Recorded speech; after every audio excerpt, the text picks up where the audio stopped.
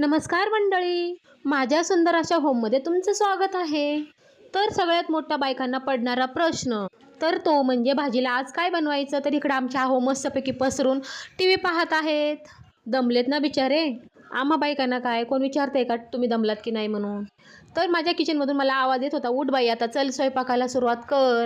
आणि माझ्या डोक्यामध्ये प्रश्न होता की भाजी काय करायची. तर चला आज सुरुवात तर करूयात. आणि स्वयंपाक नाही केला तर ते आपले मिस्टर काय म्हणणार, माझे मिस्टर थोडीच म्हणणार आहेत चला हॉटेलमध्ये नेतो म्हणून.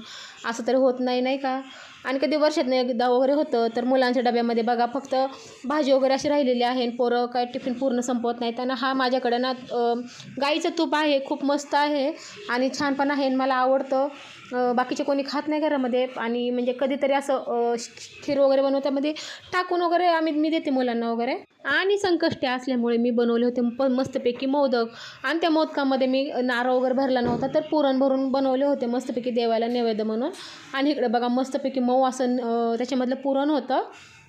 आणि खाऊन बघितलं थोडंसं मस्त लागलं. आणि इतकी टेस्ट पण छान होती ना, कारण पुरणाचीच टेस्ट छान होती ना त्याच्यामुळं. आणि मस्त लागलं. चला पूर्ण मी खाऊन घेतलेला आहे हा मोदक. खूप यम्मी आणि खूप छान लागला, टेस्टी होता एकदमच.